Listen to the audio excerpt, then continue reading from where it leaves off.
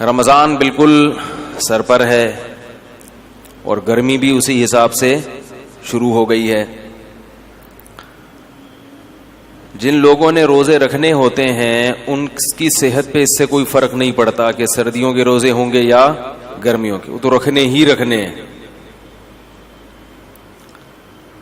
کچھ لوگ ہوتے ہیں جو کنفیوز ہوتے ہیں کہ یار رکھیں یا نہیں رکھیں, وہ بہت پریشان رہتے ہیں. دو قسم کے لوگ ہیں جو بالکل پریشان نہیں ہوتے, ایک وہ جنہوں نے رکھنے ہی رکھنے ہیں اور ایک وہ جنہوں نے رکھنے ہیں ہی نہیں, چاہے سردیوں کے ہوں یا گرمیوں کے. یہ دونوں بالکل پریشان نہیں ہوتے. جو درمیان والا طبقہ ہے نا, جو سوچتا ہے کہ رکھوں کہ نہیں رکھوں, رکھنے کہ نہیں رکھنے, وہ کیا رہتا ہے, پریشان. حضرت حکیم اختر صاحب رحمہ اللہ تعالی ایک بات فرمایا کرتے تھے کہ پریشانی کو اگر دور کرنا چاہتے ہو تو شان کو پرے کر دو. پریشانی کا مطلب پریشان, شان کو کیا کر دو. شان کا مطلب ہماری بھی کوئی شان ہے, ہماری بھی کوئی سوچ ہے. کوئی سوچ نہیں ہے. اللہ جو کہے گا وہ ہم کریں گے. گرمی ہے, سردی ہے, خزاں ہے, بہار ہے, روزہ تو بہرحال روزہ ہے, وہ تو رکھنا ہے. تو اس سے انسان سکون میں رہتا ہے. ہمیشہ وہ شخص پریشانی والی زندگی گزارتا ہے جو کسی بھی معاملے میں کنفیوز ہوتا ہے. جو غیر مسلم ہے نا, غیر مسلم, اللہ نے ان کی بے سکونی کی قرآن مجید میں جو وجہ بیان کی ہے وہ وجہ یہی ہے کہ وہ ساری زندگی کنفیوز رہتے ہیں. کنفیوز ہونے کی وجہ سے ان کا فیوز اڑ جاتا ہے. تو جو جتنا کنفیوز ہوگا اس کی لائف اتنی ہی ایک مشکلات کا شکار ہوگی. قرآن میں اللہ نے مثال دی ہے غیر مسلم کی, کیونکہ ان کی حالت کیا ہوتی ہے. پہلا تو یہ کہ ان کو یہ پتہ نہیں ہے کہ آخرت ہے یا نہیں ہے. سمجھ رہے, یہی نہیں پتا ان کو. یہ دنیا ہی سب کچھ ہے, تو اس دنیا میں اچھا کیا ہے اور برا کیا ہے, یہی ڈیفائن کرتے کرتے اسی کو سمجھتے سمجھتے پوری زندگی لگ جاتی ہے. مدرسے والے راستے میں کسی صاحب نے گاڑی غلط پارک کر دی, اس کو ہٹائیں, سرمئی رنگ کی گاڑی ہے, بھائی ایسا نہ کیا کریں یار.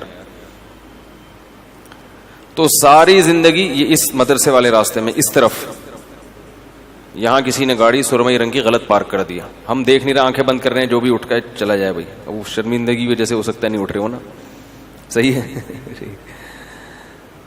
تو ابھی تک کوئی نہیں اٹھ رہا بھائی. اگر ہم دیکھ بھی لیں تو کیا ہے, آنکھیں بند کریں گے, جیب کترے بھی آتے ہیں نا بیان میں, مسئلہ یہ ہے. تو وہ کہیں جیب سے کچھ نکال نہ لیں. تو وہ ایک آدمی نے کہیں کسی تقریب میں بیوی کا ہار کسی نے چوری کر لیا, سونے کا ہار تھا, کوئی دے ہی نہیں رہا. تو اس آدمی نے ایک پیالہ رکھا اور لائٹیں بند کر دیں اور اعلان کیا کہ بھائی جس نے بھی یہ ہار لیا ہے چپکے سے اس میں ڈال دے, ہم کسی کے سامنے نام ظاہر نہیں کریں گے, لائٹ آف ہے, جو بھی ہے کر لے اللہ کا واسطہ. تھوڑی دیر میں جب لائٹ آن کی تو پیالہ بھی غائب تھا. جب لائٹ آن کی ہے تو بھائی جو چور ہے وہ اتنا شریف تھوڑی ہوگا کہ وہ رکھ کے چلا جائے. اس نے کہا چلو ایک چانس اور ملا ہے. تو پہلے میرا پروگرام تھا ہم آنکھیں بند کر لیں تاکہ جن صاحب نے گاڑی غلط پڑ لی, مجھے خیال آیا کہ یار آنکھیں بند کر کے کوئی مسئلہ نہ ہو جائے. آنکھیں بند کریں گے نا تو پھر جب کھولیں گے آنکھیں تو پھر دوسرا اعلان ہو رہا ہوگا, بھائی ایک صاحب کی گھڑی غائب ہے, ہم آنکھیں بند کر رہے ہیں, جنہوں نے لیے ان کی جیب میں ڈال دے. اچھا خیر, تو اللہ تعالی نے غیر مسلم کی حالت کو, کیونکہ میں پہلے عرض کر رہا تھا کہ جس کے پاس اسلام نہیں ہے اسے یہی نہیں پتا کہ یہی زندگی اصل ہے یا اس کے بعد بھی کوئی زندگی ہے. یہی اصل ہے تو اس میں اچھا کیا ہے اور برا کیا ہے, وہ ہمیشہ کنفیوز رہتا ہے. کبھی وہ سوچتا ہے کہ اچھا وہ ہے جس کو میرے والدین اچھا کہیں, لیکن اس کی فطرت اس کو قبول نہیں کرتی. بات بات پہ اس کے اپنے پیرنٹ سے بھی جھگڑے ہوتے ہیں. حقوق کیا ہیں, کس کے کتنے حقوق ہیں, دینے ہیں نہیں دینے. اسی جنگ میں لڑتے لڑتے ان کی عمریں پوری ہو جاتی ہیں, اسی کنفیوژن میں. کسی نے کنٹری کو خدا بنا لیا, ملک کو, لیکن وہ اس میں مطمئن نہیں ہوتا. اس سے جب سوالات پوچھے جائیں تو وہ خود پریشان ہوتے ہیں کہ بھئی یہ لکیریں بھی تو انسان کی کھینچی ہوئی ہیں. کسی نے یعنی حقوق کا سمجھ میں نہیں آ رہا اس کو کہ والدین کو رکھنا ہے کہ نہیں رکھنا, ان کے کیا حقوق ہیں. کسی نے دولت کو اپنا خدا بنا لیا. تو ایک چیز پھر یہ جتنے بھی مذہب والے لوگ ہیں نا, آہستہ آہستہ ایک طرف کو یہ جانے لگتے ہیں کہ بھئی اصل ہے پیسہ, کیونکہ اس سے تمام ضرورتیں پوری ہوتی ہیں. جس کے پاس پیسہ ہے اس کی چلتی ہے, جو چاہے گا وہ کر لے گا. لیکن اللہ تعالیٰ نے انسان کی صلاحیتیں محدود رکھی ہیں. پیسے سے ساری چیزیں حاصل نہیں ہوتی. پیسے سے ساری چیزیں حاصل ہوتی تو بہت سے پیسے والے لوگ, ان کو مٹھائی سے پرہیز نہ ہوتا. کیا خیال ہے؟ بہت سے پیسے والے لوگ گوشت سے ان کو پرہیز ہوتا ہے. بہت سے پیسے والے لوگ بہت ساری چیزوں سے محروم ہوتے ہیں, نیند کی گولیاں کھانی پڑتی ہیں ان کو. تو اسی کنفیوژن میں نا کہ صحیح کیا ہے غلط کیا ہے, اللہ نے اس کی ایک مثال دی ہے. فرمایا کہ كَظُلُمَاتٍ فِي بَحْرِ اللُّجِّيِّ يَغْشَاهُ مَوْجٌ مِّن فَوْقِهِ مَوْجٌ مِّن فَوْقِهِ سَحَابٌ. ایسی زبردست مثال ہے نا خاندانی, اس سے بہتر مثال غیر مسلم کی اور کافر کی دل کی حالت کو ڈیفائن کرنے کے لیے ہو ہی نہیں سکتی. خود یہ قرآن کی بہت بڑی بلاغت ہے. یعنی مجھے اور آپ کو اگر کہا جاتا کہ ایک آدمی حیران ہے, سرگردان ہے, اس کے پاس لائف اسٹائل ہے ہی نہیں کہ صحیح کیا ہے غلط کیا ہے, وہ روزانہ صبح اٹھ کے سوچتا ہے کہ میں صحیح سمت میں جا رہا ہوں کہ غلط سمت میں جا رہا ہوں, کیا کرنا ہے کیا نہیں کرنا. تو اس کی جو حیرانی ہے, پریشانی ہے, اس کو آپ مثال سے واضح کریں تو ہم کتنی ہی مثالیں لے کر آتے. قرآن نے جو مثال پیش کی ہے اس مثال سے بہتر مثال نہیں ملے گی. قرآن نے کہا کظلمات, کئی اندھیرے ہوں. مثال دی ہے اس کی پریشانی کو, جیسے آپ کسی روڈ پہ چل رہے ہیں, راستے پہ چل رہے ہیں. اب راستہ نظر ہی نہ آئے آپ کو اگر, یا آپ کو یہی نہ پتا ہو کہ میں جس راستے پہ چل رہا ہوں یہ میری منزل تک جا بھی رہا ہے کہ نہیں جا رہا. دیکھو آپ بائی روڈ کوئٹہ جا رہے ہیں, آپ نے گاڑی لے کے نکال لی, لیکن کوئی سائن بورڈ نظر نہیں آ رہا جو بتا رہے کہ یہ کوئٹہ یہاں سے اتنے کلومیٹر ہے. کوئی سائن بورڈ یہ نہیں بتا رہا کہ یہ حیدرآباد جا رہے ہیں. اب آپ چلتے چلے جا رہے ہیں تو ہر لمحہ آپ کی ٹینشن بڑھتی چلی جائے. یار میں دور ہو رہا ہوں یا قریب ہو رہا ہوں, یہ کہیں ایسے ہی تو نہیں قیامت تک چلتا ہی رہوں گا میں. جیسے وہ جنازہ لے کے چلے تھے نا چرسی, نئے لوگ بھی آتے ہیں نا. ایک چرسی کا انتقال ہو گیا, چرسی کی موت ہو گئی, تو باقی چرسیوں نے کہا یار اس کا کیا کریں, پیسے ویسے تو ہوتے نہیں دفنانے کے. انہوں نے کہا فی الحال لے کے چلو, دیکھتے ہیں کیا کرنا ہے. چرسیوں میں بڑا ایکا ہوتا ہے آپس میں. تو انہوں نے اس کو جنازے کو چارپائی اٹھائی اور ایسے ہی لے کے چلتے گئے. جب جنازے کو لوگوں نے دیکھا تو آپ کو پتا ہے ایک ایک کر کے کندھا دینے آتا, تو جو نیا آدمی کندھا دینے آتا گیا, پرانے والے کھسکتے چلے گئے. ٹھیک ہے. اب رش لگ گیا لوگوں کا, جنازہ ہے بھائی, جا رہے ہیں, پتہ ہی نہیں کہاں جانا ہے. شہر ختم ہو گیا. خیال یہ تھا کہ بھائی شہر کے باہر قبرستان ہوگا, اس کے لواحقین کہیں گے اب یہاں کو ٹرن مارو, ادھر کو ٹرن, لیکن چلتے جا رہے. جس نے کٹنا تھا کٹ گئے, جو آخر میں 4 آدمی رہ گئے وہ تو نہیں جنازہ اتار سکتے, وہ جا رہے ہیں. کافی دیر بعد ان کو خیال آیا کہ یار اس کو اتارنا کہاں ہے بھائی, اس کو اتارنا کہاں, کس کا ہے یہ, کون ہے, کس کا ابا ہے, کس کا بیٹا ہے, کس کا بھائی ہے, کس کا چاچا ہے, کس کا ماموں ہے, پتہ ہی نہیں چل رہا. تو چلتے چلے جا رہے. تو آپ کو منزل ہی کی خبر نہ ہو کہ جانا کہاں ہے, تو آپ چلتے چلے جائیں گے اور ٹینشن آپ کی بڑھتی چلی جائے گی. جیسے اس جنازے کی چارپائی والوں کی ٹینشن بڑھ رہی تھی, یار کدھر ٹکائیں اس کو. تو اللہ نے مثال دی ہے کظلمات فی بحر, فرمایا بہت سارے اندھیرے ہوں اور کوئی شخص سمندر کی تہ میں ہو, فی بحر لجی، سمندر بھی بہت زوردار لہروں والا گہرا سمندر جس کی گہرائی میں بہت زیادہ اندھیرا ہوتا ہے، وقت بھی رات کا ہو، یغشاہ موج من فوقہ موج، موج کے اوپر موج چڑھی ہوئی ہے، ایسی گہرائی والا سمندر، من فوقہ سحاب، اور کالی رات میں بادل بھی ہوں کالے جو ستارے اور چاند کی روشنی سے بھی رکاوٹ بن رہے ہوں، اور اندھیرے کا یہ عالم ہے، اذا اخرج یدہ لم یکد یراہا، جب اپنا ہاتھ نکال کے وہ دیکھنا چاہتا ہے تو اس بات کا کوئی امکان ہی نہیں ہے کہ ہاتھ بھی دیکھ سکے، یعنی کہ ہاتھ دیکھ نہیں پا رہا، یہ ممکن ہی نہیں ہے، اس کا بھی تصور نہیں ہے۔ حضرت حکیم الامہ مولانا اشرف علی تھانوی رحمہ اللہ تعالی کی جو تفسیر ہے نا بیان القرآن، ایسی خاندانی تفسیر میں نے آج تک نہیں دیکھی۔ اس کی اردو بہت گاڑی ہے، اس لیے عام لوگوں کی سمجھ میں نہیں آتی، تو خاص طور پہ جو اہل علم حضرات ہیں، میں تو چھوٹا منہ بڑی بات ہوگی لیکن میں ان سے بڑوں ہی کی نسبت سے ایک بات کہتا ہوں کہ اپنے مطالعہ میں بیان القرآن کو لازمی شامل کرو۔ حقیقی معنوں میں قرآن کی تفسیر ہے، دائیں بائیں نہیں ہوتا، موضوع من گھڑت ضعیف روایتیں نہیں ہوتی، ٹو دا پوائنٹ بات ہوتی ہے، اور قرآن کو حل کیا ہوتا ہے، ایران تران نہیں ہے اس میں۔ بعض تفسیروں میں ایسا ہوتا ہے کہ اللہ کا کلام کم ہے، آپ کا اپنا پروگرام اس میں زیادہ، پھر ہر شخص نے تفسیر کو بھی اپنے حساب سے ڈھالنے کی کوشش کی ہے، ہر آدمی نا آیتوں سے اپنے مطلب نکال کے اس کو، تو بیان القرآن ایک ایسی تفسیر ہے اردو میں مگر گاڑی اردو ہے، ٹو دا پوائنٹ بات ہوتی ہے، ایسا خاندانی ترجمہ، ہوائی فائرنگ نہیں ہے اس میں، ترجمہ کیسا خاندانی کہ اگر انہوں نے کہیں ہی کا لفظ بڑھایا ہے تو حاشیہ چڑھایا ہے کہ میں نے اس ترجمے میں ہی کیوں بڑھایا ہے، یہ کس قاعدے سے، عربی کے کس قاعدے سے استدلال کیا ہے، بھی کا لفظ بڑھایا ہے تو حاشیے میں عربی میں لکھا ہے کہ یہ بھی میں نے کیوں بڑھایا ہے، اس میں بھی کا لفظ کیوں بڑھایا ہے، ایک ایک لفظ میں کہیں عظیم کا لفظ بڑھا دیا، کہیں تنوین سے کیا استدلال، یعنی اتنی عربی گرامر کی باریکیاں ہیں کہ وہ علماء ہی سمجھ سکتے ہیں کہ یہ کیسی تفسیر، عوام کو کی پلے پڑنے والی نہیں ہے، یہ بھی پہلے بتا دوں، اردو بہت گاڑی ہے اس کی۔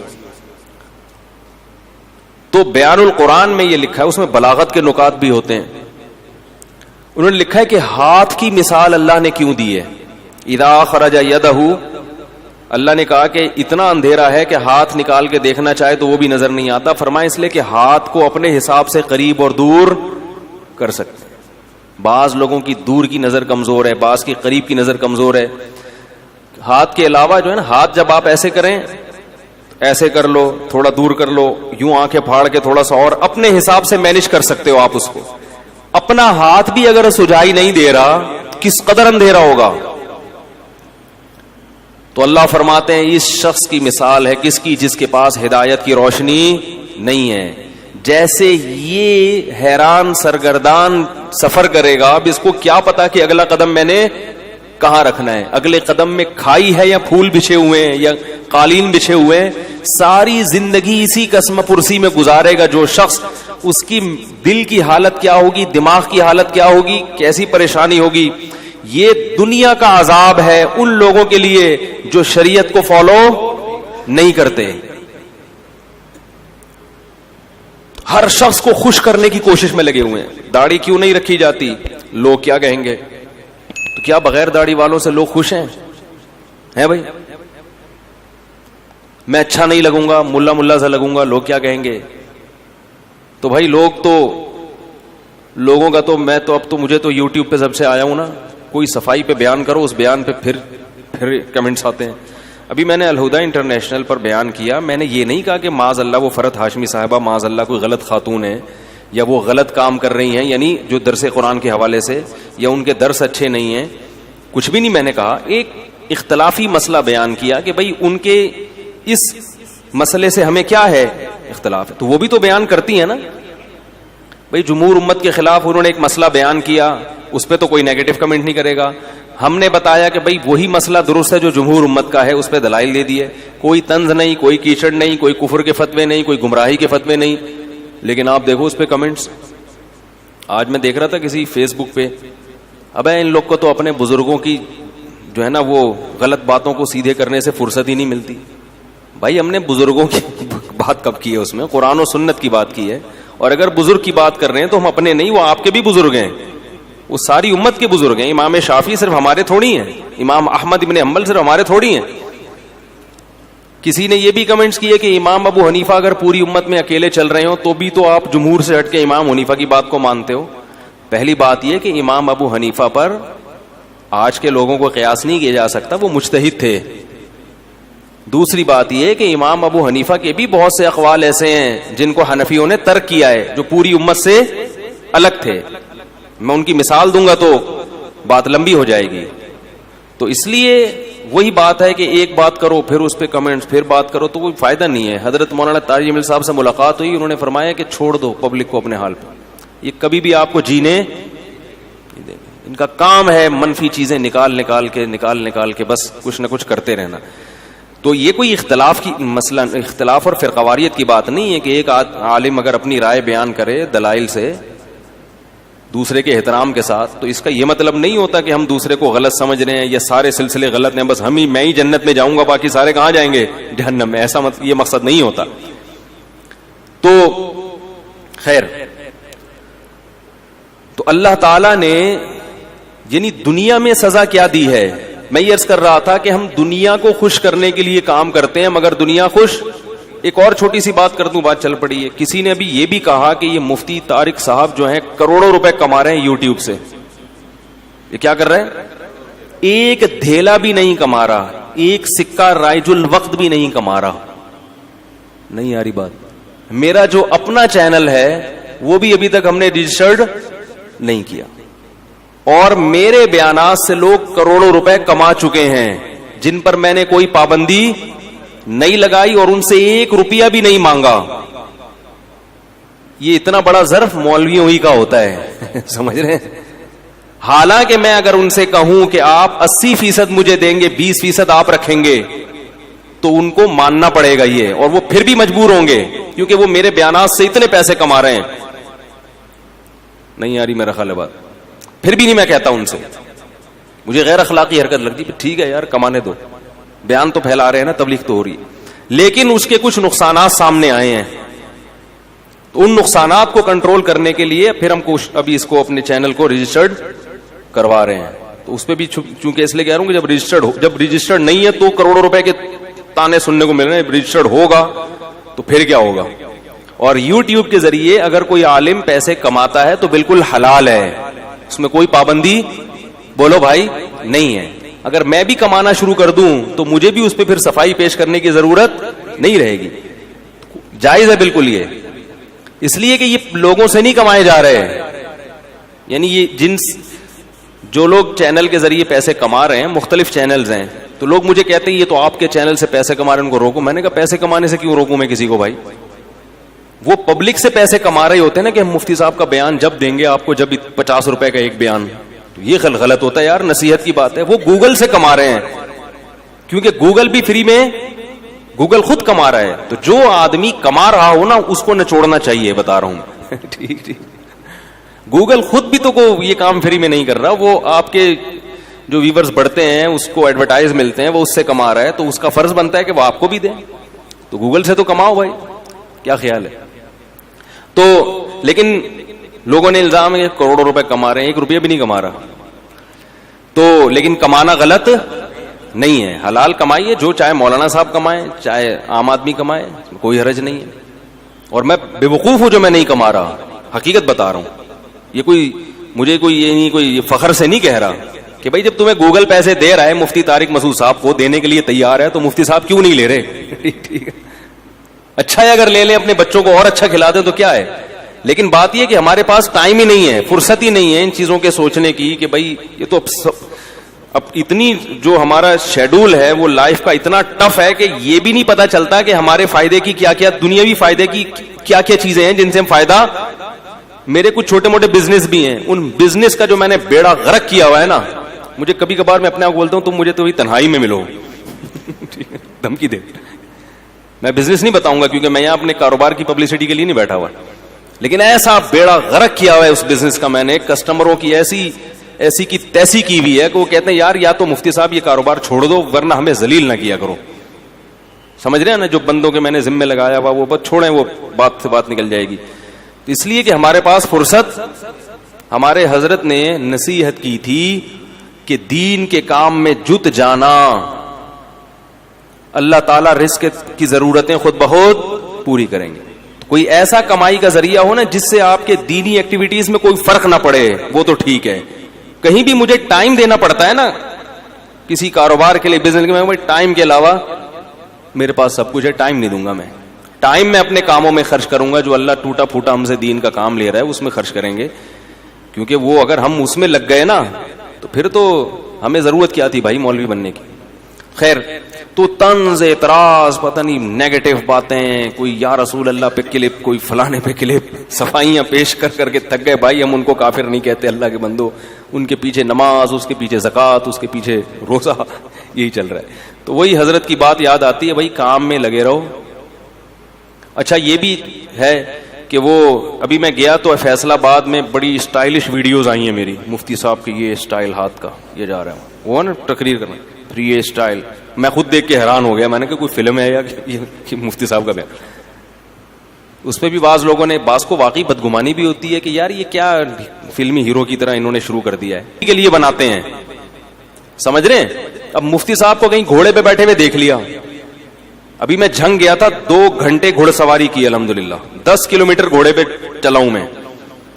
بہت سختی سے منع کیا, کسی نے ویڈیو اپلوڈ فل اسپیڈ میں بھگایا ہے, وہ جو ایبٹ آباد والا ہے نا سلو موشن, وہ نہیں, خاندانی بھگایا گھوڑا ایسی اسپیڈ میں گھوڑ سواری. وہ شوق ہے مجھے, ویڈیو اپلوڈ کرنے سے منع کیا سختی سے, کسی نے نہیں کرنی, کیونکہ کوئی فلم کے ہیرو تھوڑی ہیں ہم کو مفتی صاحب یہ اسٹائل میں آ رہے ہیں, اب گھوڑے پہ یوں کر کے بیٹھے ہوئے ہیں. لیکن پھر بھی لوگ اپنے چینل کی پبلسٹی کے لیے کیا کرتے ہیں, بولو بھائی اپلوڈ کرتے. البتہ بعض مرتبہ میں خود اپلوڈ ہونے دیتا ہوں تاکہ لوگوں کے, بعض ویڈیوز ایسی ہیں تاکہ لوگوں کے ذہنوں میں جو مولویوں کا غلط تصور بیٹھ گیا ہے نا, یا دینداروں کا, وہ تصور نکلے. سمجھ رہے ہیں؟ وہ سمجھتے ہیں کہ بس یہ دلہن کی طرح مسجد میں آئے, ایسے 4 آدمی ان کو پکڑ کے لے کے جائیں اور خراما یہ نہ چل سکتے ہیں, نہ دوڑ سکتے ہیں, نہ گھڑ سواری. اس سے نوجوان لوگوں کو تبلیغ بھی مقصد ہوتی ہے کہ ایسی پازیٹیو ایکٹیویٹیز میں اپنے اوقات کو, بولو بھائی, صرف کرو, گھڑ سواری کرو, سوئمنگ کرو. دیکھو مفتی صاحب مولوی ہو کے گھوڑے پہ دوڑ رہے ہیں, کمبخت مائیں بچوں کو تانے دیں, وہ دیکھو مولوی ہیں, وہ مولوی ہو کے گھوڑ سواری پہ, ان کے بچے دیکھو کتنے ہیں ماشاءاللہ, وہ اتنے بچوں کے باپ ہو کے گھوڑے پہ دوڑ رہے. تو کمبخت 18-19 سال کا, تجھے صوفے سے اٹھ نہیں سکتا تو اپنے سہارے پہ, پولیس بلوانی پڑتی ہے تجھے دھکے لگانے کے لیے. تو تھوڑی غیرت دلائیں مائیں اپنے بچوں کو, باپ اپنے بیٹوں کو, یہ بھی ہمارے دین کا حصہ ہے. تو اس لیے جو یہی ہے کہ وہ چلتا رہے گا یہ سارا سیٹ اپ. تو خیر, تو اللہ تعالیٰ نے کیا مثال دی, ہمیں یس کر رہا تھا کہ ہم بھی کیا کرتے ہیں. کافر تو مکمل کنفیوز ہوتا ہے, مسلمان آدھا تیتر آدھا بٹیر. وہ کلمہ تو پڑھ لیتا ہے, جنت جہنم پہ یقین بھی کر لیتا ہے, لیکن آدھی شریعت کو فالو کرتا ہے. وہ اتوار کو بیان سننے آ جائے گا, جمعے کا بیان سن لے گا, لیکن بہت ساری چیزوں میں کیا کرے گا, یار نہیں یار یہ بیوی ناراض ہو جائے گی, یار یہ تو ابا, یہ تو دوست بولیں گے یار تم تو پروفیشنل مولوی لگ رہے ہو بالکل ہی, یار تم تو بالکل ہی یار یعنی عجیب سے ہو گئے ہو. اس طرح کی باتیں لوگ کرتے ہیں.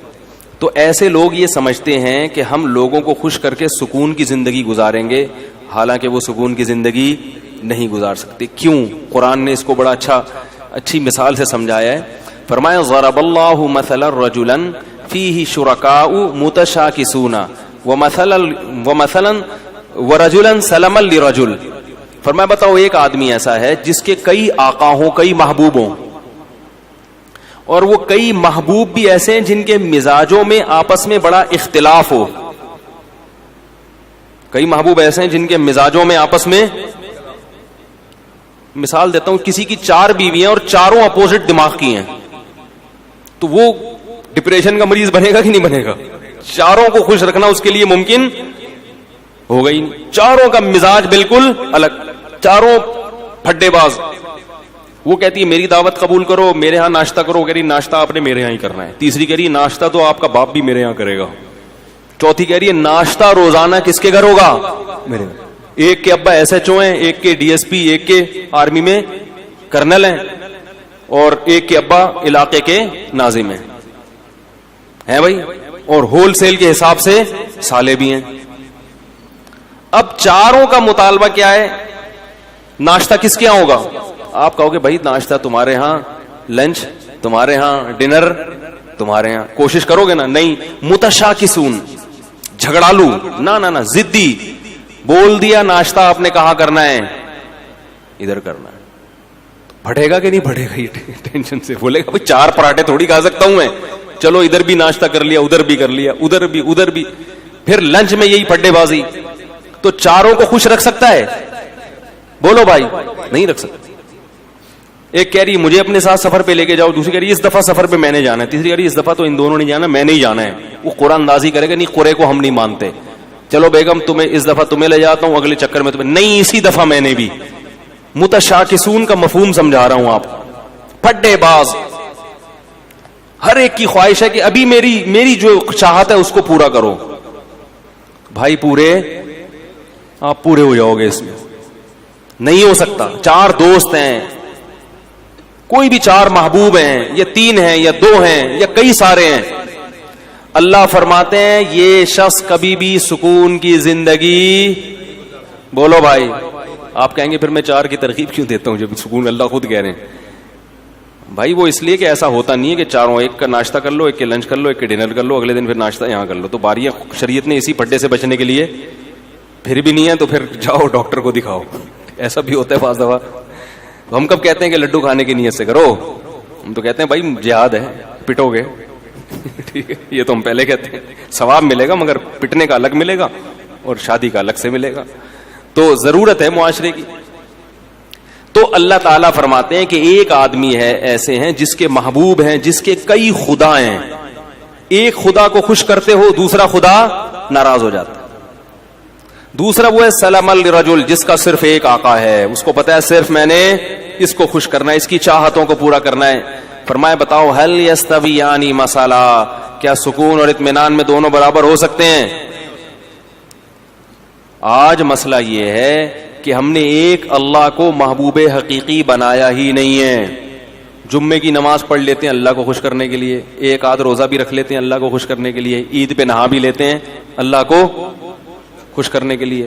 لیکن بہت سارے کام ہیں جن سے اللہ ناراض ہو رہا ہے مگر بیوی بچے خوش ہو رہے ہیں, وہ بھی چلے گا ساتھ میں.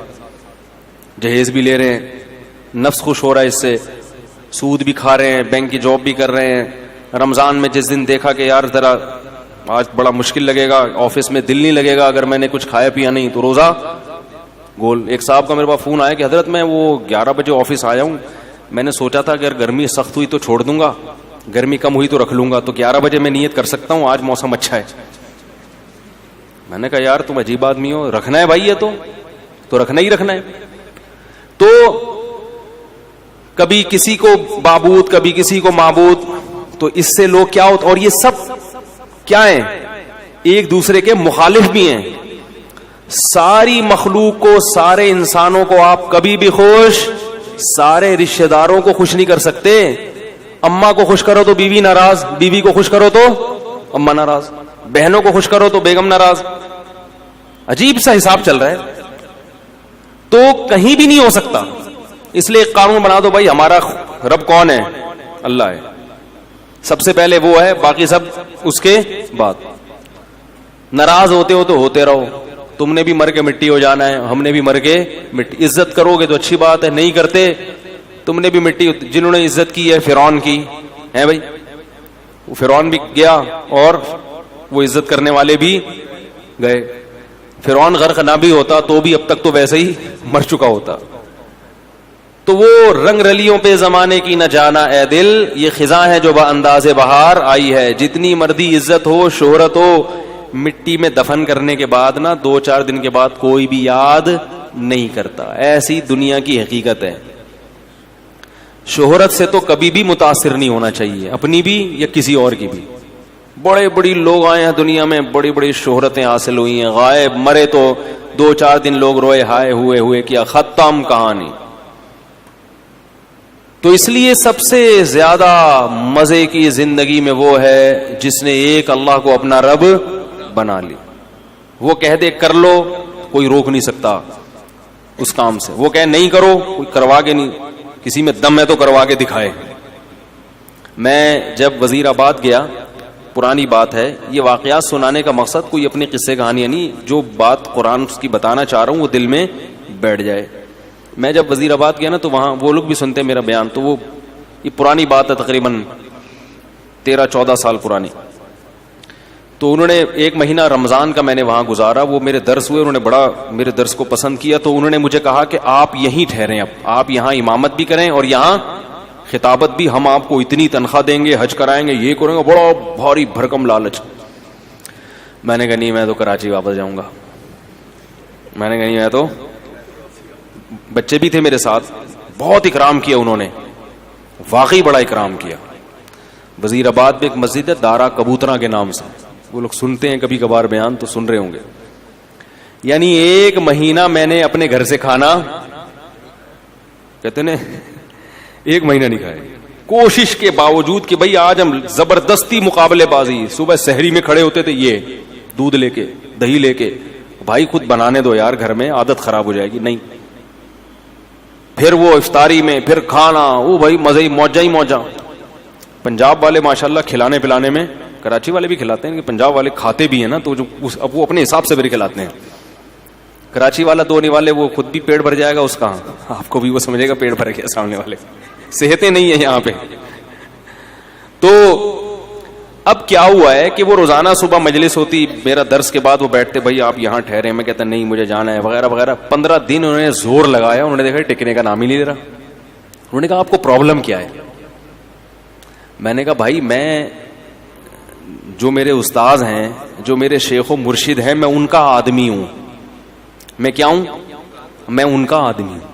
جب میں مدرسے میں آیا تھا تو میں نے اپنے آپ کو ان کے حوالے کر دیا تھا کہ اب اپنی لگام ہم نے ان کے ہاتھ میں پکڑا دی، کیونکہ ان پر اعتماد تھا. ایسے ہی کسی کے ہاتھ میں نہیں لگام پکڑائی جاتی، پہلے ان کو پرکھا اچھی طرح، بھائی ان میں دنیا کی محبت نہیں ہے اور علم بھی ان کا کامل ہے.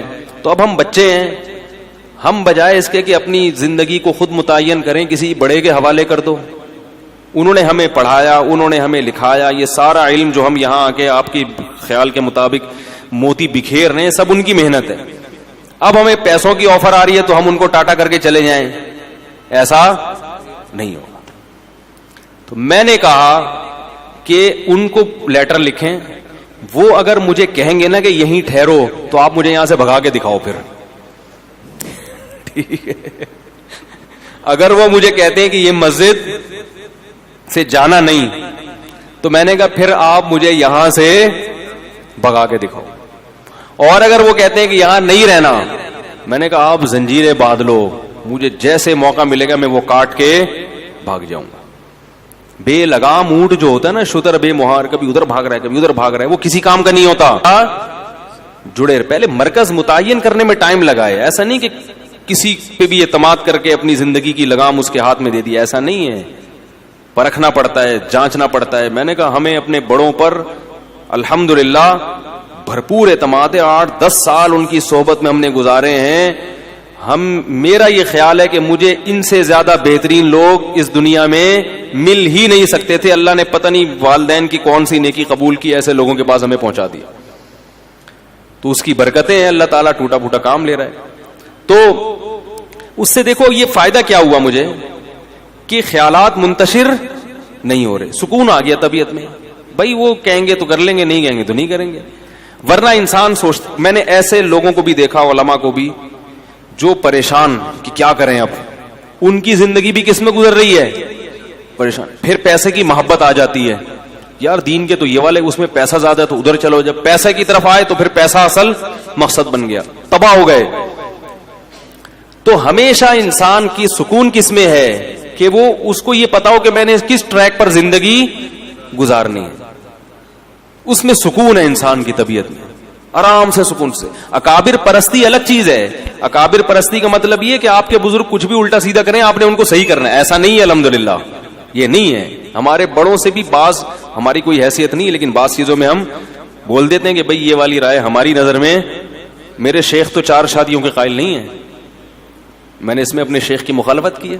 ٹھیک ہے, وہ نہیں قائل ہے اس کے. وہ کہتے ہیں زمانے میں, نہیں ہونی چاہیے, میری دلائل ہے, اس پہ کتاب ہے. میں کہتا ہوں بھائی مجھے ان دلائل کا کوئی جواب دے. شیخ کے بارے میں یہ تصور کہ بھائی وہ دوسرے کاموں میں مشغول ہیں, دین کے کاموں میں, ان کو اس ٹاپک پر سوچنے کا موقع, اگر وہ سوچتے تو وہ بھی یہی کہتے جو میں کہہ رہا ہوں. نہیں موقع ملا تو چھوڑو ان کو اپنے حال پہ, آپ اپنا چلو. لیکن ان کا بھی ظرف اتنا بڑا ہے کہ ان کو بھی پتا ہے کہ اس کی ایک اس بارے میں رائے ہے, اور جو چیز حلال ہے اس میں وہ پابندی. تو یہ بھی تو سلیکشن ہے نا ہماری, کہ ایسے لوگوں کو ہم نے سلیکٹ کیا ہے. ان کو بھی پتا ہے کہ حدود سے, مرید کو اپنے حدود اللہ سے باہر. بعض شیخ کیا کرتے ہیں, مرید نے شادی کی خانقاہ سے کک آؤٹ, یا مرید نے کوئی ٹوپی ٹرینڈ نہیں کروائی تو خانقاہ سے کک آؤٹ. تو بھائی یہ ٹرینڈ وینڈ یہ جو شریعت تھوڑی ہے, یہ تو حدود اللہ پر قائم. خیر, تو سکون کس میں ہے؟ سکون ایک کو بڑا بنانے میں, اور وہ اصل کون ہے؟ اللہ. اس کو بڑا بنا لو, زندگی خدا کی قسم بڑی مزے کی گزرے گی. حضرت معاویہ رضی اللہ تعالی عنہ نے حضرت عائشہ رضی اللہ تعالی عنہا کو خط لکھا کہ اے, یعنی اپنی ماں کہہ کے خطاب کیا کہ آپ مجھے کوئی نصیحت کریں. حضرت عائشہ تو حضرت معاویہ سے عمر میں بہت چھوٹی تھیں, مگر جانتے تھے کہ پیغمبر کی زوجہ ہیں اور ہماری ماں ہیں, تو ان سے نصیحت لے رہے ہیں. فرمایا نصیحت مختصر ہو, جامع ہو, مختصر ہو. حضرت عائشہ نے نصیحت کی کہ جو لوگوں کو خوش کرنے کے لیے اللہ کو ناراض کرتا ہے, اللہ اس کو لوگوں کے حوالے کر دیتے ہیں, اور پھر لوگ بھی اس سے خوش نہیں ہوتے. اور لوگوں کی ناراضی کی پرواہ کیے بغیر اللہ کی رضا میں لگا رہے تو لوگ بھی کیا ہو جاتے ہیں, بالآخر خوش ہو جاتے ہیں. اس طرح کا مفہوم ہے, پورے الفاظ نہیں ہے یہ. تو ایک کو اگر اللہ بنا, خدا بنا لیا جائے نا, بس وہی ہے, تو سب سے پہلا فائدہ کیا ہوتا ہے زندگی میں؟ سکون. آپ کو منزل کا پتہ چل جاتا ہے.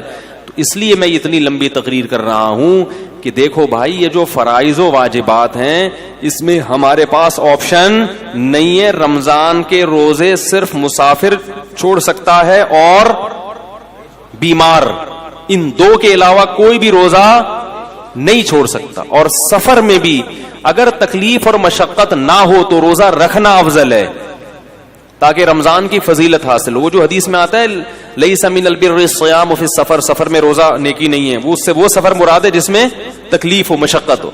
آج کل جہازوں کے سفر ہیں, ٹرینوں کے سفر ہیں, بسوں کے سفر ہیں, بہت آرام سے روزہ رکھ سکتے ہیں, نہیں چھوڑنا چاہیے, اس میں فضیلت سے محروم ہو جائیں گے رمضان کی. تو اس لیے پہلا تو یہ کام کرنا ہے کہ ہمت کرنی ہے, کسی نے بھی ایک بھی روزہ قضا, بولو بھائی. اس کے آخرت کے فائدے تو بہت ہیں جو آپ علماء سے سنتے رہتے ہیں, میں کچھ دنیا کے فائدے آپ کو بتا دیتا ہوں. آخرت کے فائدے تو بہت ہیں نا, وہ تو آپ کو خود محسوس ہوگا جب روزہ رکھتے ہیں. رمضان کے آخری عشرے میں دل نرم ہو جاتا ہے. اللہ نے روزے دار کا جو بھوکا پیاسا رہتا ہے نا, اس کے لیے جنت میں الگ دروازے بنائے ہیں, اور ان کے نام کیسے رکھے ہیں؟ ریان, سیراب کرنے والا, کیونکہ اس نے اللہ کی خاطر پیاس برداشت کی. اللہ اس کو اپنی دست رحمت سے سیراب کریں گے الگ سے. اور یہ عبادت مسلمانوں کے علاوہ کسی اور کے پاس نہیں. کہیں آپ نے دنیا میں سنا کہ فلاں قوم کے ہندوؤں کے روزے آئے ہوئے, سارے ہندو بھوکے پیاسے؟ کہیں بھی نہیں. وہ رکھتے ہوں گے شاید, کوئی ان کے پنڈت رکھ لیتے ہو, نہ سکھوں میں نہیں. مسلمانوں کا جیسے ہی رمضان آتا ہے پوری دنیا میں ایک بہاریں چھا جاتی. یہ اس کی علامت ہے کہ اسلام زندہ اور جیتا جاگتا مذہب ہے, زندہ مذہب ہے, تھکا ہوا مرا ہوا بیمار مذہب نہیں ہے. پوری دنیا میں ہلچل مچ جاتی. جو روزے نہیں بھی رکھتے نا, وہ تھوڑے سے ٹریک پہ وہ بھی کم از کم افطاری میں تو بیٹھ ہی جاتے ہیں وہ بھی. یہ اللہ کی بڑی رحمت ہے. ٹھیک ہے, یعنی اثر تو ان کی زندگی میں ہی پڑتا ہے نا, ان کی بھی کھانے پینے کی ٹائمنگ تھوڑی سی چینج ہو جاتی ہے. تو روزے کے اخروی فائدے کیا ہیں وہ تو ایک الگ بات ہے. روزے کے صحت کو کیا فائدے ہوتے ہیں اگر وہی آپ لوگ کو پتہ چل جائیں تو میں کہتا ہوں وہی چیز ایسی ہے جو انسان سے روزے رکھوا دے. بھوکا رہنا صحت کے لیے انتہائی مفید ہے. پہلی بات یاد رکھو, بھوکا رہنے سے صحت کو کوئی نقصان نہیں ہوتا, کوئی نقصان نہیں. وقتی نقصان کو نقصان نہیں کہتے ہیں. دیکھو جب آپ ایکسرسائز کرتے ہو, صبح صبح اٹھ کے جاگنگ کرتے ہو, وقتی نقصان تو اس میں بھی آپ کی انرجی یوٹیلائز ہو گئی, آپ تھک گئے, پسینہ نکلا, تھکاوٹ, سانس پھول گیا, تھوڑی دیر تک آپ سے ہلا بھی نہیں جائے گا. یہ نقصان نہیں ہے. کیوں؟ یہ وقتی نقصان ہے جو آپ کو آگے بڑے بڑے نقصانات سے بچا رہا ہے. ہوتا ہے کہ نہیں ہوتا؟ تبھی ڈاکٹر کہتے ہیں ایکسرسائز کرو, یہ کرو, وہ کرو, ہلو جلو. آپ کو یار میں نیچے پڑا ہوا ہوں تو میری انرجی کیا ہو رہی ہے؟ اسٹور ہو رہی ہے. ٹھیک ہے, کیا کرنا ہے اسٹور کر کے؟ بھائی انرجی کو یوٹیلائز کرو. تو ہماری انرجی یوٹیلائز ہونے کے بہت سارے طریقے ہیں, انرجی سرو ہونے کے بہت سارے, وہ سارے طریقے صحت کے لیے ضروری ہیں. مثلا انرجی کو سرو کرنے کا, دیکھو اس کی میں مثال دیتا ہوں. دریا میں پرانا پانی نکلتا ہے تو نیا پانی, بول لو یار, آئے گا نا. اگر دریا میں پانی کھڑا رہے کہ پانی اسٹور ہے, دریا طاقتور ہو, نہیں ہوگا, سڑ جائے گا, کیڑے پڑ جائیں گے. پانی نکلے گا, پرانا پانی کنویں سے پرانا نکلے گا تو نیا پانی آئے گا. کنواں بھرا رہے گا. کنواں خالی جب ہوگا جب پرانا نکل رہا ہے اور نئے پانی کی جگہ نہیں ہے, یہ پیچھے نیا پانی ختم ہو گیا ہے. تو ہماری جو انرجی ہے نا, یہ دریا کے پانی کی طرح ہے. یہ سرو ہوتی رہے گی, یوٹیلائز ہوتی رہے گی, اور نئی خوراک جسم میں جاتی رہے گی. تو یہ دریا کی طرح ہمارا بلڈ کیا کرے گا؟ سرکولیٹ کرتا رہے گا اور تازہ ہوتا رہے گا. تو میرا ایک بیان تھا نا کہ جو خواتین نسل روکتی ہیں ان کی صحت خراب ہو جاتی ہے, اس میں بھی میں نے یہ بات سمجھائی ہے کہ نسل جب بڑھتی ہے اور خوراک صحیح ملتی رہے عورت کو, تو وہ بلڈ جو ہے نا نیا تازہ بنتا ہے, دوبارہ سے وہ فریش ہو جاتی ہے اور ان کی صحت زیادہ اچھی ہوتی ہے بنسبت ان خواتین کی جو بچوں کی پیدائش کو روک لیتی ہیں. وہ جلدی بوڑھی ہو جاتی ہیں. لیکن یہ ضروری ہے کہ خوراک پراپر ملتی رہے. اس لیے کہ آپ کنویں سے پانی تو کھینچ کے نکال رہے ہیں, نیا پانی زمین میں ہے ہی نہیں, پھر تو وہ ختم ہو جائے گا. ورزش کرنے والا آدمی کھاتا ہے نہیں اور ورزش کرتا رہتا ہے, وہ تو سوکھ کے, یا کسی خاتون کے بچوں کی ولادت تو ہو رہی ہے مگر پراپر خوراک نہیں مل رہی, مل بھی رہی ہے تو غلط ناقص خوراک مل رہی ہے. اس کو کھجور اور دودھ, جو ایک میں اکثر مثال دیتا ہوں, بتاتا رہتا ہوں, بھائی کھجور اور دودھ جو ہے نا یہ اپنی خوراک کا حصہ بنا لیں, بچوں کا بھی, خواتین کا بھی. خاص طور پہ جو خواتین بچوں کو فیڈ کرا رہی ہیں یا جو پریگنینسی ہے جن کو, کھجور اور دودھ اس قسم کی چیزیں کھانی چاہیے. نبی صلی اللہ علیہ وسلم نے کھجور کو پاکیزہ پھل قرار دیا ہے. پاکیزہ کا مطلب کیا ہے؟ یہ بادی نہیں ہے, اس سے خراب خون پیدا نہیں ہوتا, اچھا صالح خون پیدا ہوتا ہے, اس سے پیغمبروں کی خوراک ہے. تو اب میں یہ عرض کر رہا تھا کہ ہماری انرجی جو سرو ہوتی ہے اس کے بہت سارے اللہ نے طریقے رکھے جو سارے ضروری ہیں. ایک طریقہ یہ کہ آپ ورزش کریں, اس سے انرجی. ایک طریقہ یہ جسم سے پسینہ نکلے. ایک طریقہ یہ ہے کہ آپ جو ہے عورت کے لیے جیسے بچے کو فیڈ کرائے, اس سے بھی انرجی سرو ہوتی ہے. اس کی نکاح کے بعد انسان کی انرجی زیادہ خرچ ہوتی ہے. تو یہ سارے طریقے. اس طرح ہجامہ جو کرایا جاتا ہے, خون نکالا جاتا ہے, اس سے بھی آپ کی صحت. بھائی آپ ویسے کسی کو خون دیں, سب ڈاکٹر کہتے ہیں خون دینے سے صحت خراب نہیں ہوتی, بلکہ میں ایسے لوگوں کو جانتا ہوں ہر 6 مہینے میں خون دے رہے ہیں اور 10 سال سے ان کو کوئی بیماری نہیں ہوئی ہے. ہر 6 مہینے میں خون دے دیتے ہیں, کیونکہ پرانا خون نکلتا ہے, نیا بنتا ہے, تو بیماریوں کو ڈیرا جمانے کا موقع ملتا ہی نہیں ہے. اسی طرح یاد رکھیں کہ کچھ وقت کے لیے سپلائی کو روک لینا, خوراک کی سپلائی کو روک لینا, تاکہ میدا جو ہے نا, میدا اور ہماری باڈی, وہ جتنے ہمارے جسم میں فاسد مادے ہیں ان کو استعمال کر کے کام میں لے آئے, کچرا جل جائے, سمجھ آئی, تاکہ بیماری کے جتنے امکانات تھے وہ سارے امکانات کیا ہو جائیں, ختم ہو جائیں. تو یہ بھی ہماری صحت کے لیے اتنا ہی ضروری جتنا ایکسرسائز کرنا ضروری ہے. کیسے سمجھائیں یار, نا کئی ہفتوں. تو کیا ہوتا ہے, ہم جب کھا رہے ہیں, پراٹھے بھی کھا رہے ہیں اور پتہ نہیں کیا کیا کھا رہے ہیں, جائیدادیں بھی کھا رہے ہیں, بہن کی وراثت بھی کھا رہے ہیں, بیوی کا مہر بھی کھا لیا, رشوت بھی کھا لی, اور کیا کیا کھا لیا. اب وہ تمام چیزیں ہماری ایکسرسائز سے یوٹیلائز نہیں ہوتی. یہ غلط فہمی ہے. ایکسرسائز ہر چیز کا آخری حل نہیں ہے, پھر بھی وہ کہیں نہ کہیں کونے کھانچوں میں رہ جاتے ہیں. اب میں دیکھو میڈیکل سائنس کی زبان نہیں استعمال کروں گا کیونکہ میں ڈاکٹر نہیں ہوں, بعض لوگ کہتے ہیں ڈاکٹروں کی جگہ آ کے نا بڑے فنٹر گیری کر رہے ہیں, ان کو کیا پتا. تو میں تو اپنی زبان میں آپ کو سمجھاؤں گا نا, یا جو بالکل سادہ زبان میں, کیونکہ میں ڈاکٹر تھوڑی ہوں, لیکن یہ صحت کے بنیادی اصول ہیں اور یہ ڈاکٹر بھی کہتے ہیں. آپ سرچ کرو, آپ کو پتا چلے گا. جو گوروں کی بنائی ہوئی ویب سائٹس ہیں ان میں آپ جاؤ جو اوتھینٹک ہیں, وہ بھی اس بات کا اقرار کرتے ہیں کہ روزہ رکھنا انسان کی صحت کے لیے انتہائی ضروری. آپ کو پتا ہے گورے اس پر آ رہے ہیں کہ ہفتے میں 5 دن کھاؤ, 2 دن فاسٹنگ. یہ بالکل اسلام ہے. نبی صلی اللہ علیہ وسلم نے ہفتے میں 2 دن روزہ رکھنے کا حکم دیا, سنت ہے پیر اور جمعرات کا روزہ. گورے بھی یہ تحقیق کر رہے ہیں کہ 5 دن کھاؤ, 2 دن بولو بھائی ناغا کرو. تو ہوتا کیا ہے کہ جب ہم بھوکے رہتے ہیں, وقتی طور پہ کمزوری ہوتی ہے, روزے میں ظاہر ہے کمزوری ہوتی ہے, ایسے فریش نہیں ہو. اثر کے بعد تو ایسے مرجے سے میں دیکھتا ہوں اثر کی نماز میں جو وہاں بیٹھا ہوا ہے تو ادھر بیٹھا ہوا ہے, کوئی کسی پہ اعتراض نہیں کر رہا. اور بعض دفعہ اس میں یہ بھی ہوتا ہے کہ چونکہ بھوک پیاس ہوتی ہے, کمزوری, تو کمزوری میں انسان کو غصہ زیادہ آتا ہے. تھوڑا سا چھڑ دو تو ایسا چھڑے گا پھر وہ کھری کھری سنائے گا. دیکھیں دودھ کی دکانوں پہ, پکوڑوں کی دکانوں پہ افطاری کے وقت میں بڑے پڈے ہو رہے ہوتے ہیں. تو ہوتا کیا ہے, وقتی نقصان ہوتا ہے کہ کمزوری ہوتی ہے جسم میں, لیکن ہماری باڈی وہ سارے غلیظ مادے آہستہ آہستہ کھانا شروع کر دیتی, نتھر جاتا ہے جسم. 1 مہینے تک یہ پروسیس جب ہوتا ہے, اس کا سب سے بڑا فائدہ کیا ہوتا ہے, آپ کینسر کی بیماری کو کئی کلومیٹر دور دھکیل دیتے ہیں. کینسر ہے کیا, یہ جو فاضل مادے ہیں نا جسم میں, جو ہماری سیلز کی جو نیچرل ٹوٹ پھوٹ نہیں ہوتی, پھر یہ کہیں سے ادھر سے پھوڑا بن کے نکلا. تو اس کو میں دیسی زبان میں کہوں گا, یہ جو پراٹھے ہیں نا جو ضرورت سے زیادہ کھا رہے ہو, یہ پھوڑے بن کے نکلنا شروع ہو جاتے ہیں. وہ جو ہمارے خلیے ہیں, جو سیلز ہیں, ان کی ٹوٹ پھوٹ غلط طرح سے ٹوٹ پھوٹ ہونے لگتی ہے. بچوں میں کینسر کے امکان کم کیوں ہوتا ہے, ان کی گروتھ ہو رہی ہے, وہ جو کھا رہے ہیں. جب آپ کی ایک عمر تک آپ پہنچ گئے, آپ کی گروتھ رک گئی, اب آپ جو اضافی کھاؤ گے وہ بیماری کی شکل میں ظاہر ہوگا. تو روزہ رکھنا یہ کینسر کو بولو بھائی دور کر دے.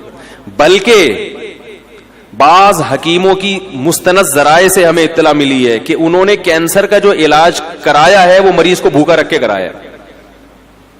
ایسے بھی کینسر کے مریض لا علاج مرض, جن کو بڑے بڑے ہسپتالوں نے کہہ دیا کہ یہ ٹھیک نہیں ہو سکتے, ان کو حکیم قبلہ حکیم نے کیا کیا, کھانا پینا چھوڑ دو اس کا. وہ ایسا بیچارہ سوکھ کے ہڈیوں کا ڈھانچہ, جب دیکھتے نا کہ مر رہا ہے تو 2 قطرے ٹپکا دیے گلوکوز کے, بس مرے نہیں. اس سے کیا فائدہ ہوا ہے کہ وہ جو کینسر کے جراثیم تھے نا, وہ بھی آہستہ آہستہ, بھائی ان کو بھی تو یہ پراٹھوں سے ہی وہ بھی تو یہی برگر پیزا جا رہا ہے نا, وہ بھی تو یہی کھاتے ہیں, ان کو بھی خوراک بولو بھائی نہیں ملی, وہ بھی کمزور ہو کے مر گئے. اور جب دیکھا ہے کہ قبلہ حکیم نے کہ یہ بالکل مر گئے ہیں, اب اس کو کھلانا شروع کر دیا. یہ علاج ہوا کرتا تھا پہلے زمانے میں کینسر کا, لیکن یہ بڑا خطرناک ہے, اس میں حضرت جی بھی ٹہل سکتے ہیں جراثیم کے ساتھ. خود یہ جو اتنا بڑا جرثوم ہے یہ بھی چلا گیا دنیا سے, لیکن اس طرح کئی لوگوں کا علاج ہوا ہے. تو اس اسٹیج پہ پہنچنے سے پہلے اگر انسان اپنے آپ کو بھوکا رکھنے کا عادی بنا لے تو اچھا نہیں ہے, کیا خیال ہے؟ تو یہ بہت مفید ہے صحت کے لیے, اور گرمیوں کے روزے زیادہ مفید ہیں کیونکہ اس میں پسینہ نکلتا ہے, پیاس کی شدت بڑھتی ہے, اس میں وہ روزے کے مقاصد جلدی حاصل ہوتے ہیں بنسبت سردیوں کے. یہ آپ کو جسمانی فائدہ ہوتا ہے. ایک جسمانی فائدہ آپ کو کیا ہوتا ہے, ایک اور, آپ میں قوت برداشت بڑھتی ہے. جو کھانے پینے والا آدمی ہے نا, ہر وقت اس کو کچھ نہ کچھ چاہیے, ورنہ اس کا دل نہیں لگتا. جب آپ کئی گھنٹوں بھوکے رہتے ہیں تو آپ بھوکے رہ کے بھی کام کرنے کے عادی ہو جاتے ہیں. اس کا فائدہ کیا ہوگا کہ آپ اس عادت کو مینٹین رکھ سکتے ہیں پھر پورے سال, کہ یار میں رمضان میں اتنا تھوڑا کھا کے اتنا اچھا چلا ہوں, تو اب میں دوپہر کھانا تھوڑا کھا کے کیوں نہیں چل سکتا. تو پورے سال پھر آپ کم کھانے پہ گزارا کر سکتے ہیں. اور اگر کم کھانے پہ آ گئے تو بیماریاں ویسے ہی, سارے مسائل ہی زیادہ. کینسر کے بہت بڑے اسپیشلسٹ آئے تھے میرے پاس, الحمدللہ ہر قسم کا طبقہ ہوتا ہے, شاید بیان بھی سن رہے ہو. وہ یو کے میں جو اسپیشلسٹ ڈاکٹر ہیں نا, ان کو پڑھاتے ہیں وہ, اس سے اندازہ لگائیں کہ وہ کتنے بڑے ڈاکٹر ہوں گے. تو وہ ملاقات کے لیے آئے, میں تو وہ آئے تھے مجھ سے کچھ پوچھنے کے لیے. ہم نے کہا جب اتنے بڑے ڈاکٹر ہیں تو بجائے ہم سے پوچھیں ہم ہی پوچھنا شروع کر دیں. انہوں نے سوچا ہوگا تو لینے کے دینے پڑ گئے. تو میں نے ان سے ویسے ہی کچھ نالج حاصل کی. میں نے کہا یہ کینسر کی بیماری کی بنیادی وجوہات کیا ہوتی ہیں, کچھ نالج میرے پاس تھی جو میں شیئر کرنا چاہ رہا تھا ان سے. تو انہوں نے بھی وہی بات کی جو عام طور پہ سب کہتے ہیں کہ سب سے بڑی وجہ کینسر کی موٹاپا ہے. موٹاپے کا مطلب کیا؟ آپ اپنی ضرورت سے زیادہ کھا رہے ہو. اس زمانے میں ہر آدمی اپنی ضرورت سے زیادہ کھاتا ہے. ہماری ضرورت رمضان میں پتہ چل جاتا ہے ہمیں کتنی. کئی بار میں نے خود نوٹ کیا کہ بسا اوقات سحری کا ٹائم کم ہوتا ہے, 2-4 کھجورے کھا کے پانی پیتا ہے انسان اور پورا دن چلتا ہے بڑے آرام سے. اور پھر جب افطاری میں بیٹھتے ہیں 2 پکوڑے پیٹ میں جاتے ہیں. میں نے ان ڈاکٹر سے پہلے کہتے پکوڑے پہ پابندی نہیں لگائیں. پہلے میں پکوڑے کے خلاف میں کوئی تقریر ہاں اتنا بھی نہیں ہے نا, صحت بنانے کے چکر میں آدمی بالکل دلیے پہ آ جائے, کھچڑی پہ آ جائے. یہ بھی غلط ہے یار. کیا کرنا ہے اسی صحت کا بھائی. وہ چائنیز گرم پانی پی کے رہتے ہیں نا زندہ, لمبی لمبی عمریں ہوتی ہیں. میں نے کہا ٹھنڈا پانی پی کے مر جاؤ, یہ بہتر ہے گرم پانی پی کے. گرمیوں میں بھی گرم پانی پی رہے ہیں پاگل لوگ. کیا کرنا ہے ایسے؟ اتنی بھی ہمیں زندگی سے محبت نہیں ہے بھائی. تمیز سے زندہ رہنا ہے جتنا تمیز سے رہ سکتے ہیں, ٹھیک ہے نا. وہ ہمارے حضرت پر جب کچھ ہے نا, کچھ حضرت نے فتوے بڑے ایسے دیے ہوئے تھے, تو کچھ اس زمانے میں علماء کا قتل بہت ہو رہا تھا, تو حضرت نے گارڈ رکھ لیے. تو وہ اتنا سخت سیکیورٹی کا نظام تھا کہ 24 گھنٹے گارڈ. حضرت نے فرمایا بھائی اس سے تو میں ویسے ہی مر جاتا بہتر, تو اتنے گارڈ مجھے نہیں چاہیے. تھوڑا دماغ ریلیکس ہو. ایسی زندگی کا کرنا کیا ہے جس میں 24 گھنٹے 6 آدمی ہر وقت سر پہ مسلط رہیں. تو کوئی بات نہیں, ہم شہید ہونا پسند ہے ہمیں, لیکن اتنی ٹینشن والی زندگی نہیں چاہیے ہم کو. تو 1-2 باقی گارڈ بگا دیے, صرف 1 یا 2 گارڈ رکھے تھے. پھر تو وہ گارڈ بیچارہ شہید ہو گیا. حضرت کو اس نے بڑے, پھر بھی حملہ ہوا تھا حضرت کے اوپر, وہ گارڈ شہید ہو گیا. خیر, تو اس سے کیا ہوتا ہے, کیا کہہ رہا تھا میں, بات یہاں کہاں سے آ گئی یار. ہاں, تو وہ ڈاکٹر کی بات کر رہا تھا. تو یہ سارے مسائل کہاں سے کھڑے ہوتے ہیں؟ موٹاپے سے ہوتے ہیں. ساری بیماریوں کی ابتدا کہاں سے ہوتی ہے؟ موٹاپے کا مطلب کیا ہے؟ زیادہ کھا رہے ہیں. تو 2 کھجورے کھاتا ہے انسان افطاری کے وقت میں اور پانی پیتا, کیسی کمر سیدھی ہو جاتی کہ نہیں ہو جاتی, 14 توق روشن ہو جاتے ہیں.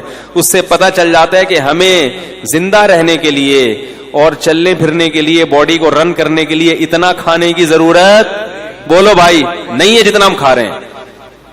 تو روزے کا یہ بھی فائدہ ہے. تو میرے بھائی رکھو تو اللہ کے لیے, دنیا کے لیے نہ رکھو, لیکن غریبی میں یہ فائدے بھی انشاءاللہ ہوں گے. نظر تیز ہو جاتی ہے, دماغ صحیح کام کرنے لگتا ہے, قوت برداشت بڑھتی ہے. سب سے بڑی بات یہ کہ اسٹیمنا بڑھانا, یہ تو دنیا میں ہر شخص چاہتا ہے کہ میرا اسٹیمنا بڑھے. ہوتا ہے کہ نہیں ہوتا؟ بہت سے لوگ اس لیے بھاگتے ہیں تاکہ ہمارا اسٹیمنا بڑھے اور ہم زیادہ دیر تک بھاگ سکیں. جم خانے میں جو باڈی بلڈر وزن اٹھاتا ہے اس لیے کہ میرا اسٹیمنا بڑھے اور میں زیادہ سے زیادہ وزن, بولو بھائی, اٹھا سکوں. تو اسی طرح یہ بھی تو اسٹیمنا ہے کہ زیادہ سے زیادہ بھوکا رہ سکیں. اور یاد رکھو اللہ نے ہماری باڈی کو ایسا بنایا ہے کہ جس چیز کی عادت ڈالو باڈی اس کے لیے تیار ہو جاتی ہے. کم کھانے کی عادت ڈالو گے نا, باڈی اسی حساب سے اپنے آپ کو سیٹ کر لے گی. ٹھیک ہے اب اسی پہ آ گیا ہوں. جیسے گیس پہ گاڑی لے آؤ نا, ایک دفعہ گاڑی گیس پہ سیٹ ہو جاتی ہے, پیٹرول پہ جھٹکے لیتی ہے پھر وہ, ٹھیک ہے. پیٹرول پہ سیٹ ہے تو گیس پہ لانے میں تو بالکل باڈی کا ایسا ہی ہے کہ باڈی کو پراٹھوں پہ سیٹ کر لو تو پراٹھے پہ سیٹ ہو جائے گی, وہ کافی چائے پہ سیٹ کر لو تو بوتلوں پہ کر لو, برگر پہ کر لو تو برگر پہ. اور اگر ان فضول چیزوں سے بچ کے کم کھانے پہ, اچھی خوراک پہ سیٹ کر لو گے تو باڈی اسی حساب سے اپنے آپ کو سیٹ کر لے گی. یہاں تک کہ آپ دیکھیں صحرائی علاقوں میں بہت کم پانی ہوتا ہے, اللہ اس کم پانی ہی میں ان کی باڈی کی تمام ضرورتیں پوری کر دیتے ہیں. آپ کو عجیب بات بتاؤں میں کہ جو چشموں میں رہنے والے لوگ ہیں, جہاں نہریں دریا ہیں, ان کی باڈی کو پانی کی ضرورت زیادہ ہوتی ہے, صحرائی آدمی کو پانی کی ضرورت کم ہوتی ہے, کیونکہ صحرا کے حساب سے اس کی باڈی ڈھل چکی ہوتی ہے. صحرائی پرندوں کو پانی کم چاہیے اور چشموں دریاؤں میں رہنے والے پرندوں کو پانی, اللہ نے ایسا فلیکسیبلٹی رکھی ہے نا انسان کے جسم میں, وہ اسی حساب. تو روزے میں ہم اسی حساب سے چلیں گے, باڈی اسی حساب سے اپنے آپ کو سیٹ کر لے گی, بشرطے کہ عید پہ آ کے اس کو بیڑا غرق نہ کریں. سمجھ آ رہی ہے بات؟ تو اس لیے یہ ساری بات اس طرف چلی گئی صحت پر. تو بھائی دل جمی کے ساتھ روزے رکھیں اور تراویح کی نماز بھی تسلی کے ساتھ پڑھیں. اچھا, میرا ایک تراویح پر بیان اپلوڈ ہونے والا ہے ابھی میری ویب سائٹ پر, 8-10